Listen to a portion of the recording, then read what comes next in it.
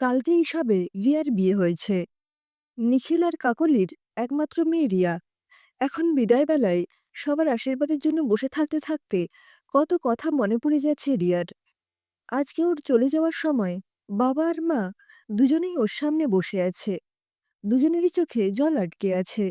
এমনই হয় বোধহয়, মানুষ যখন চলে যায় অনেক দূরে তখনই সবাই একসাথে হয়। নইলে কতবার রিয়া এই বড় হয়েও বাবা মাকে বুঝিয়েছে, ডিভোর্স তোমাদের হয়েছে, আমার নয়। আমার কাছে তোমরা দুজনেই খুব কাছের। তোমাদের দুজনকেই ছেড়ে থাকতে কষ্ট হয় আমার। আমি তো বাবা মা দুজনকেই চাই। কাউকেই মনের কথাগুলো বুঝিয়ে উঠতে পারেনি রিয়া।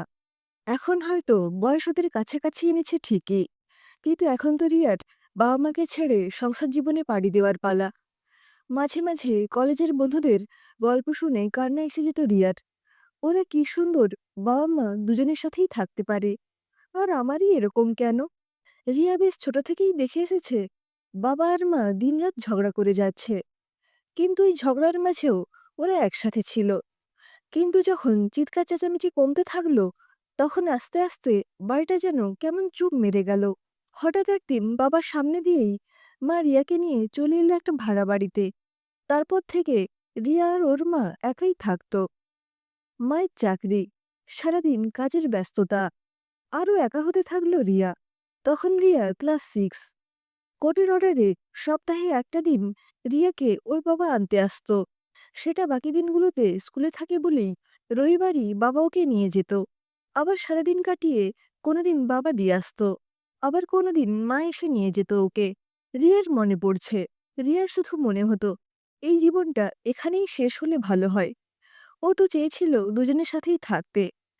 এখন যখন বাবা আর মা দুজনেই পাশাপাশি বসে আছে, তখন ওকেই চলে যেতে হচ্ছে। বরের হাত ধরে যে বাড়িতে যাচ্ছে, সেই বাড়িটাও কি কোনোদিন নিজের করে নিতে পারবে? রিয়ার খুব ইচ্ছে ছিল একটা বাড়িতে সবাই মিলে থাকবে। বেশ কয়েকটা বছর মায়ের বাড়ি আর বাবার বাড়ি এদিক ওদিক করেই কেটে গেল। এখন একটা নিজের বাড়ি হবে। সবসময় তো বাবা মায়ের হাতের পুতুল ছিল ও। এই বয়সে এসে যদিও রিয়া বেশ বুঝতে পারে বাবা মায়ের কোনো দোষ নেই। দুটো ভালো মানুষও যে সারা জীবন একসাথে থাকলেই ভালো থাকতে পারবে, তাদের চিন্তাধারা সবটা একরকম হবে, সেটা নাও হতে পারে। কিন্তু কোথাও যেন বাবা মা দুজনকেই একসাথে কাছে না পাওয়াটা এক লাফে বড় করে দিয়েছে রিয়াকে।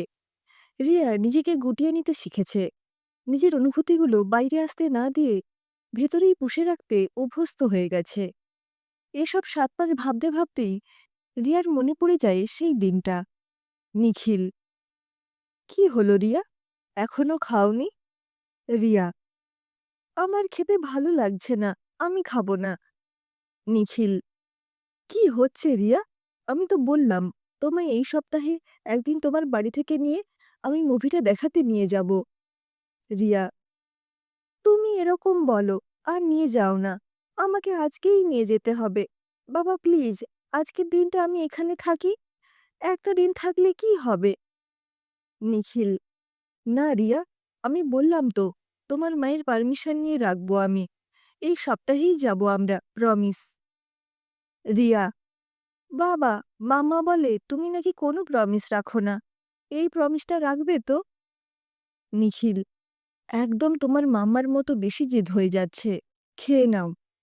সেদিন নিখিল রিয়াকে বাড়ি দিয়ে আসতেই রিয়া বাড়িতে ঢুকেই কাকলিকে বলেছিল, মা, বাবার সাথে এই সপ্তাহে একদিন মুভি দেখতে যাব। একটা দারুণ 3D মুভি এসেছে জানো? কাকলি, রিয়া, তোমার বাবাকে বলে দিও কোর্টের অর্ডার অনুযায়ী সপ্তাহে একদিনই তোমার সাথে দেখা করতে পারবে। আর তুমি ওই বাড়ি থেকে আসলেই একটা করে নতুন বায়না ধরো। এটা কি তোমার বাবা তোমায় শিখিয়ে দেয়? রিয়া আর কিছু না বলে চলে যায় ঘরে। আজকাল বড্ড দমবন্ধ লাগে। দুটো মানুষের যত ক্ষোভ যেন এখন ওর উপরই এসে পড়েছে। ছোট মাসিটাকে সম্বিত ফেরে রিয়ার। কি রে রিয়া, কি অত ভাবছিস? পরকে নিয়ে সুখে ঘর সংসার করিস মা। আর আজ থেকে মনে রাখিস মা, শ্বশুরবাড়ি তোর ঘর। যাই হোক, মানিয়ে চলার চেষ্টা করিস। ছোট মাসিকে আর কথা বাড়াতে না দিয়েই নিখিল রিয়ার হাতটা ধরে আর ওর হাতে দুটো চাবি ধরিয়ে দিয়ে বলে, এখনো তোর মা আর আমার বাড়িটা তোরই আছে রিয়া। তোর যখন খুশি আসবি। আর ছোটবেলা থেকে অনেক কষ্ট পেয়েছ তুমি। আর নয়, এবার যতটুকু মানিয়ে নেওয়া যায় ঠিক ততটুকুই মানিয়ে নিও, তার বেশি নয়। চাবি দুটো হাতের মুঠোয় ধরে বাবাকে জড়িয়ে ধরে রিয়া। রিয়ার তখন একটাই কথা মনে হচ্ছে, মেয়েদের বিয়েতে এর থেকে বড় উপহার বোধ করি আর কিছু হয় না। জন্ম থেকে যে বাড়িতে বড় হওয়া, সেটাও একদিন ছেড়ে চলে যেতে হয়। আর রিয়ার তো এতগুলো বছর বাবার বাড়ি আর মায়ের বাড়ি করতে করতেই কেটে গেছে। এই প্রথম যেন জীবনে একটু স্বস্তি পেল। রিয়া এক বুক শান্তির নিঃশ্বাস মেখে বরের হাত ধরে এক নতুন জীবনের উদ্দেশ্যে শ্বশুরবাড়ির পথে পা বাড়ায়।